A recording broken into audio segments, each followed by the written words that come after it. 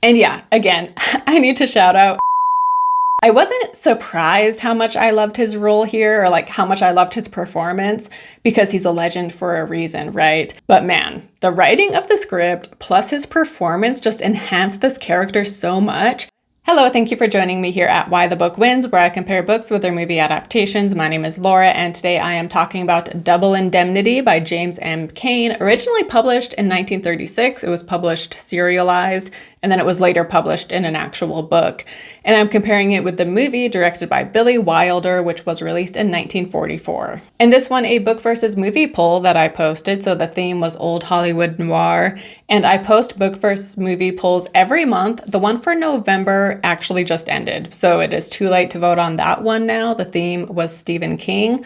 But if you have not yet subscribed and hit that notification bell, you definitely should do so. That way you can be notified when future polls go up. And like I said, I do one every month. So beginning of December, there will be another poll. And I want to begin with my spoiler-free thoughts here. So this was my first time ever reading a book by Cain, and I love his tight writing style in this book. And this book in particular, it was 115 pages. So it's very short, and he just gets right to the point, and the momentum just picks up right away, and it just never lets up. And this feels like peak noir to me, based on the handful of noir books I have read. So for one, it takes place in LA, which again, I feel like every standard noir story happens in LA. And then also, it's very short with very brisk writing, and not every noir book is short. And yet again, I feel like stereotypically, they do tend to be on the shorter side. And then of course, we have backstabbing, and we have multiple plot lines, which all come together in the end. And we also have an iconic femme fatale, and specifically with this book, but I think specifically with the movie, the femme fatale here, she is considered like the quintessential example of this trope. And also based on the noir books I have read, I now go into them expecting them to be very confusing, with all of the plot lines going on. However, this one, even though it has the multiple plot lines, it was definitely pretty easy to follow. And then the movie is also amazing. It stars Fred McMurtry and Barbara Stanwyck, and Stanwyck was nominated for her performance here. And this movie was nominated for 7 Oscars in total, but unfortunately, it won 0. And then Edward G. Robinson plays a supporting character here. And if all of the performances weren't so amazing, I would say that he stole the show because he was just so good. But again, everybody was just excellent. And then this was directed by Billy Wilder, who also wrote the script alongside Raymond Chandler. But Billy Wilder, if his name doesn't sound familiar to you, I'm sure one of his many famous movies is familiar to you because he directed Sunset Boulevard, The Apartment, Some Like It Hot, Sabrina, The 7-Year Itch, The Lost Weekend, and the list goes on. And so yeah, he just has so many incredible movies. Anyway, from here on out, now that I have recommended both book and movie to you, now I'm going to get into the details of the plot, which means there will be spoilers going forward. So in both book and movie, we have Walter, who is an insurance salesman who has been in the business for over a decade, and he meets Phyllis when he stops in to check about them renewing their auto insurance. And while he's there, Phyllis then asks him about getting accident insurance on her husband. And she later has him come by another time, and when he shows up, she makes it seem like, oh, come by and talk to my husband at this time. However, Walter shows up, and what do you know? The house is empty except for Phyllis. And in the book, Walter is suspicious of Phyllis right away. As soon as she talks about accident insurance, he's like, she's planning to kill her husband. However, he finds her very attractive and he is very drawn to her. And so the two of them end up forming a relationship. Whereas in the movie, when she first mentions accident insurance, he doesn't think anything of it. However, when he later shows up and it's just the two of them, when she mentions it again, this is when he's like, okay, I know what you're getting at. And he leaves because he gets upset about it. However, she shows up to his place later. And again, in the movie, even though he got upset and left, he was still very drawn to her and very attracted to her. And so when she shows up at his apartment, again, this is when the two begin a relationship, a romantic relationship. And yeah, just like Walter assumed, she does indeed want her husband dead. And when she tells him her plan on how to do it, he can see all of the holes in her plan. And he is in insurance, and so he knows how to plan the perfect murder that the cops and the insurance company won't be able to crack. And he also wants to have the murder happen by train because death by train pays double indemnity on the insurance. And in the movie, her husband kind of seems to treat her bad. Whereas in the book, she straight up admits, like, oh, he's fine. I would just prefer not to have him around. And so, yeah, Walter and Phyllis begin an intimate relationship while also planning this murder. And as they are laying the groundwork, he ends up meeting Lola, Phyllis's 19-year-old stepdaughter. And Lola is seeing this guy named Sachetti. And Lola's father and Phyllis do not want Lola seeing this guy, so she is secretly dating him. And in the book, Lola and Sachetti end up coming to Walter's office because they want like to take a loan out, or they want to do something in order to get money on Sachetti's car so he can pay for schooling. And so he ends up being at the office the same day that Walter has the husband, Phyllis's husband, show up at the office, because this is part of their plan to get the husband to pay for an accident policy without the husband knowing he's paying for an accident policy. And they also need him to sign up for the policy without Phyllis around, because the fact that the husband comes to the office and gets this policy without Phyllis being there, it shows that Phyllis had no idea this policy even existed. And therefore, that can't be held against her as like motivation for her to have murdered him. However, when the investigators later realized that Sachetti was there the same day the husband showed up, that makes Sachetti seem very suspicious, because they're like, well, Phyllis didn't know about the insurance, but Sachetti just happened to be there the same day. So that is very incriminating for that character. However, in the movie, we see Sachetti and he is there, and Lola is seeing him despite Phyllis and the father not liking him, but he never goes to Walter's office. And all we see in the movie is just that he seems very hot-tempered and basically comes across like a jerk in the movie. And also in the movie, the husband doesn't come to Walter's office to get the policy. Instead, we don't see it happen on screen, but Walter goes to the guy where he works. And so Walter is able to sneakily get this guy to sign papers and give him a check for the accident policy without the guy even realizing it. And so Walter and Phyllis end up killing the husband, and it is when he is going to be taking a train up to the Bay Area, and he can't drive up there because he recently got in an accident and hurt his foot, so his foot is in a cast, and so he has to take the train, which is perfect. And so Phyllis is driving the husband to the train station when Walter is hiding in the back seat, and then Walter eventually comes up from behind and he breaks the guy's neck, and Walter is dressed to look like the husband, and he is the one that gets on the train, and he then jumps off the observation deck soon after the train begins moving, and then Phyllis drives up and they drop the husband's body, so it will be assumed he fell off the observation deck and broke his neck. And in both, but I think especially the book, we see how after this, Walter is just so on edge. And in the book, as they are driving home, they're both on edge. Like Phyllis is getting annoyed with Walter, Walter is getting annoyed with Phyllis. In the movie, we do have it where when they're trying to leave after dropping the body, they're trying to start the car and it won't start. But then eventually it does, but that was a great little suspenseful addition. But yeah, in the book, we just see how on edge Walter is after he kills this guy. And in the book we read, by the way, this is after he has come back home and he is like putting his alibi in place. And then we read, soon after he hung up, everything cracked. I dived for the bathroom. I was sicker than I had ever been in my life. After that passed, I fell into bed. It was a long time before I could turn out the light. I lay there staring into the dark. Every now and then I would have a chill or something and start to tremble. Then that passed and I lay there like a dope. Then I started to think. I tried not to, but it would creep up on me. I knew then what I had done. I had killed a man. I had killed a man to get a woman. I had put myself in her power, so there was one person in the world that could point a finger at me and I would have to die. I had done all that for her, and I never wanted to see her again as long as I lived. That's all it takes. One drop of fear to curdle love into hate. And then both book and movie also have that iconic line of, yes, I killed him. I killed him for money and for a woman. And I didn't get the money and I didn't get the woman. But to move on to Barton Keyes, who is Walter's boss at the insurance agency. So it is Keyes' job to investigate insurance claims and see if they're legitimate or not. And in both book and movie, Keyes and Walter have a close relationship. And Keyes eventually realizes that this had to be murder, because in the movie, initially the other guy in charge, he was thinking it was suicide. But Keyes, he's like, no, like it had to be an accident. There is no way it could be suicide.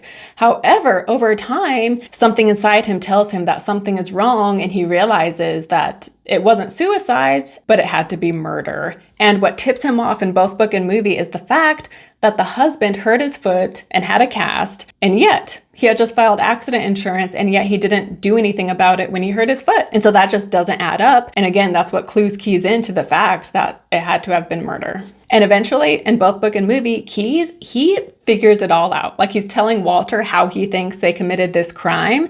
And yeah, he knows every detail. He knows that the husband was never the one to get on the train. And so even though Keys has pieced it all together, the one thing he isn't sure of is who this guy even is that helped Phyllis do this. And in both book and movie, Walter worries that Keys is onto him. And so he secretly goes through Keys's things in his office, and he sees, I think in both it's on his dictaphone, he hears a message that Keys wrote to someone else telling them, because someone else was suspicious of Walter, but Keys sticks up for Walter. And he's like, I know you want to investigate him, but I swear to you, Walter is a great guy. He's so trustworthy. We do not need to worry about him. Like, there's no way he could have been in on this. And so again, just showing how much he trusted Walter, right? And yet Walter went behind his back. And yeah, again, I need to shout out Edward G. Robinson.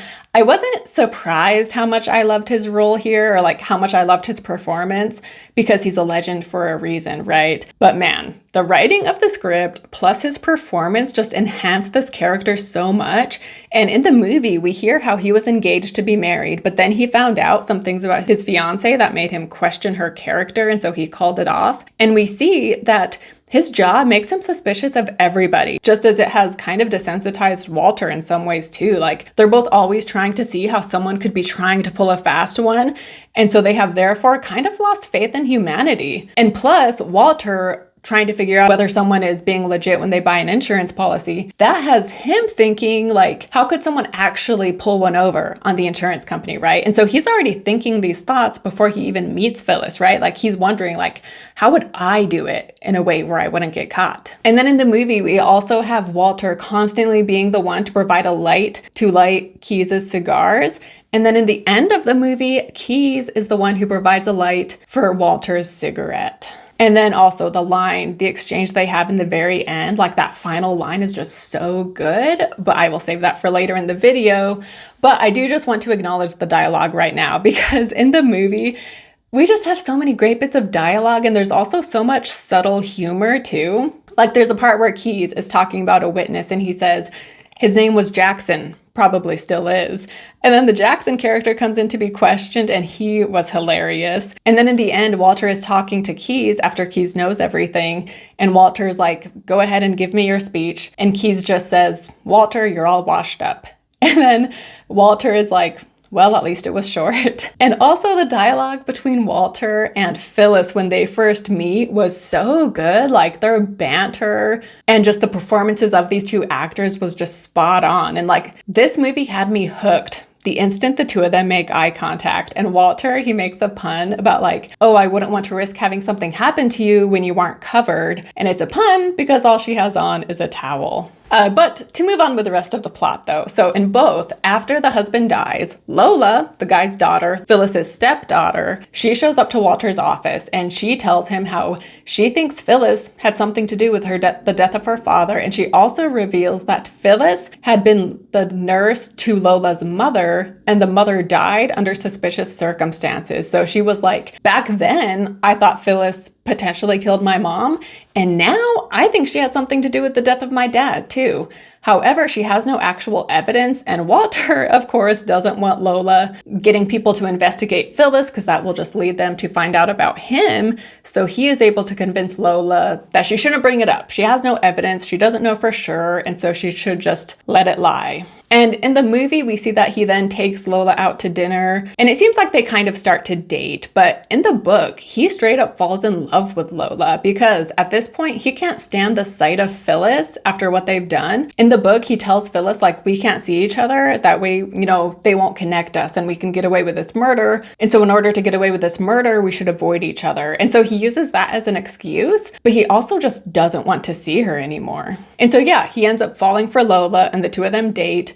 And by the way, also she had told him that Sachetti stopped seeing her and that he is now seeing Phyllis. And so Phyllis is the one he is now romantically interested in. And the insurance agency is looking into Phyllis just to make sure, there's no foul play with her husband's death. But Keyes thinks she did commit murder. And so when he sees that Sachetti, she is frequently meeting up with him, Keyes thinks that Sachetti is the one who helped her kill the husband. And again, he knew that Sachetti showed up at Walter's office the same day the husband was there. So again, all evidence is pointing to Sachetti. And then book and movie have different endings. So I will first talk about the book. So Walter realizes that he needs to get rid of Phyllis because it is too dangerous having her around. And also Lola, even though initially he convinces her to not mention anything, and she's like, you're right, I'm probably overreacting. At later points, she's like, no, it was Phyllis. And I'm going to make a show of this and I'm going to make them investigate her.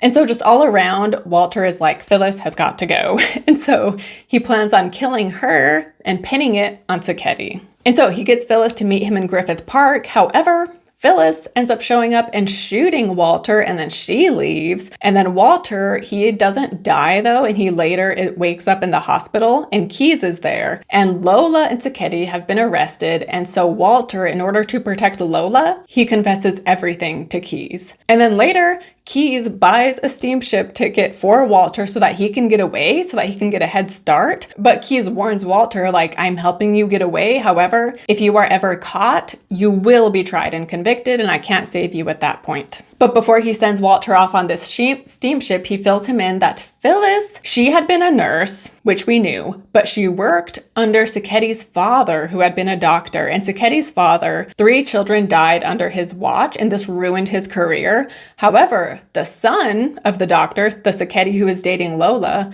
he always found this very suspicious. And so that is why he starts dating Lola, is so that he can get closer to Phyllis and get hard evidence to prove that she is the one to blame for those deaths, and so that his father's name can be cleared. However, he ends up truly falling in love with Lola, and so then he abandons his plan to get close to Phyllis through Lola, plus Phyllis doesn't want Lola seeing Sachetti, so that's making it hard for Sachetti to get the evidence he needs. And so he is pretending to be into Phyllis, that way again he can get evidence against her. And also, yes, she did cause the death of Lola's mother, and then she also did kill those 3 kids. One of the kids was connected to an estate, but then the other 2 she just killed as a way to make the other one not suspicious, right? So she killed 2 extra kids just to cover up for the murder of the first kid. And then of course she also had the husband be murdered. So she's been killing a lot of people. But anyway, so Sachetti, he is trying to get evidence on Phyllis. And so when Phyllis goes to Griffith Park, Sachetti had been following her. And then Lola, she has been dating Walter, but she has confessed to Walter that she is still in love with Sachetti. And so because she's still in love with him, she had been following Sachetti. So each person is being tailed by someone else. And so when Walter is shot, Lola was under the impression that Sachetti had shot Walter. And so this is why the 2 of them are arrested. Plus they think Sachetti was in on the husband's murder. However, Walter, once he confesses everything to Keyes, all of that confusion is cleared up. But yeah, by the end of the book, Sachetti and Lola, who truly did love each other, they do end up getting married in the end. And then so Walter, he has escaped, he's on the steamship, and he thanks Keyes for doing this for him, but Keyes, he says something like, don't thank me, I'm not helping you out that much. And then when Walter is on the steamship, who does he come across but Phyllis? Keyes apparently also bought her a ticket to help her get away. However, Walter, he realizes Keyes was right when he said he's not really helping me, because Walter and Phyllis, they decide that they are going to commit suicide together.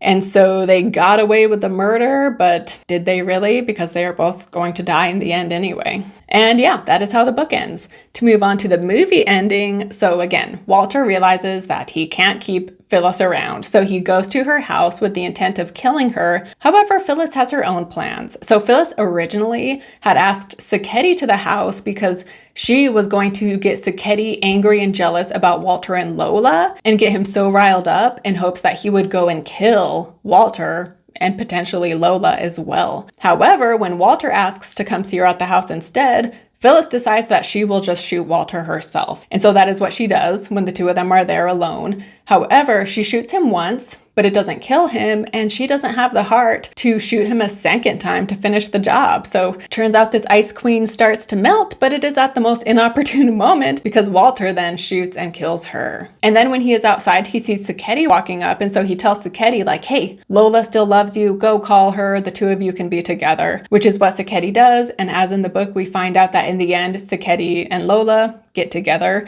Which in the movie, I did not like Sachetti. He just seems like a jerk, so I feel like Lola could have done better than get with him. As far as the movie is concerned, they were a much better match in the book. But anyway, after this, Walter then goes to Keyes' office, and we end where we had begun, because the movie starts out with Walter confessing everything into Keyes' dictaphone. And as he is wrapping up his confession, Keyes then shows up. And so Walter, he then says something, because Keyes says he is going to call an ambulance for Walter. But Walter knows that, the hospital visit will just be followed by him being arrested and convicted and sentenced to death, essentially. And so he's like, no, don't call an ambulance. Like, I'm going to get a head start. I'm going to go to Mexico. However, he is so weak that he isn't even able to make it out the door before he collapses. And then Keyes walks up to him and Walter says,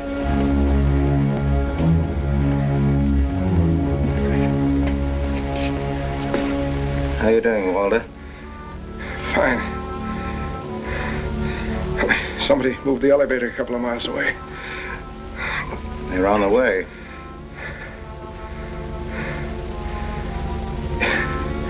You know why you couldn't figure this one, Keyes? I'll tell you. Because the guy you were looking for was too close. He was right across the desk from you. Closer than that, Walter. I love you too. And yeah, this line between the two of them right here, when Keyes says closer than that, because again, Walter was close to him and someone he actually cared about. And yeah, anyway, such a great final line between the two of them. And in the book, we do get an exchange about how Keyes had trusted Walter, but again, it just didn't have that emotional punch that the scene in the movie has. And yeah, Phyllis and Walter, they don't get away with it, quote unquote, like they do in the book. But again, in the book, they both decide to commit suicide. So again, they're not really getting away with it there either. But in the movie, they had to have them both like legally be caught in some way or be killed the way Phyllis is killed because of the Hays Code. And the Hays Code mandated that anybody who does something illegal in a film, they have to pay for it by the end of the movie. And so that is why they had Walter kill Phyllis. And then Walter, is going to be arrested, right? Because we see Keyes call an ambulance. And so we know what that will lead to. And so that was one reason why the movie had to change the book ending. But to move on to book versus movie, so I liked this book a lot and I'm excited to read more of Cain. In fact, I am currently reading more Cain because I am currently halfway through Mildred Pierce. So that book versus movie will be coming out later this month. But yeah, I love his writing and I'm excited to read even more. He also wrote The Postman Always Rings Twice, which is another really popular noir book and movie. So I would love to cover that one at some point. But as much as I liked this book, I gotta say the movie wins. Their performances plus the dialogue, and this is not a case where the dialogue just comes straight from the book. Like, most of this dialogue is unique to the film and it is just so good. And then again, the character of Keyes is so much better here in the movie as well. And so yeah, ultimately, I gotta say the movie wins. Having said that, I might prefer the book ending over the movie, like with them deciding to commit suicide, but maybe not though. Maybe I do prefer the movie ending. The endings are either equal to each other or maybe I prefer the book ending a bit more, but all in all, the movie is definitely the winner here. And I did want to comment on the title because double indemnity is what the insurance policy pays when someone dies from a train because that's so rare that they pay double. But I feel like there's also another meaning there too. Like maybe like Walter ends up paying double for the crime he commits You know, I feel like there's something to it there too. Like the title doesn't just refer to the insurance policy. So yeah, I think there's a double meaning to the title, Double Indemnity. And then also I wanted to share that James M. Cain was inspired by a real case. So he had been a journalist in 1927 when the wife of Albert Snyder was arrested for her killing her husband with the help of her lover. And Cain was there at the trial because he was a journalist, like I said. And so that is what inspired him to write this book. And then also another piece of trivia that I found interesting is that this was filmed during World War II and there were very strict food rationings going on. And they have 2 scenes filmed in a grocery store. And both times there were multiple police and guards around out of camera shot in order to make sure the cast and crew didn't try stealing some food because that's how strict the rationing was. But yeah, that wraps it up for But yeah, that wraps it up for Double Indemnity. Thank you so much for watching. Don't forget to like and subscribe. And yeah, share all of your thoughts down below in the comments. Even though this movie won no Oscars, it has gone on to just be so iconic, as have many Billy Wilder movies. So yeah, let me know your thoughts on this movie and the book if you have read it, and I will see you next time. I tried to do a fun intro using these glasses, which I got specifically for this video, but I just ended up feeling silly, so just using them in the thumbnail will have to suffice. Oh, hello. Thanks for meeting me here.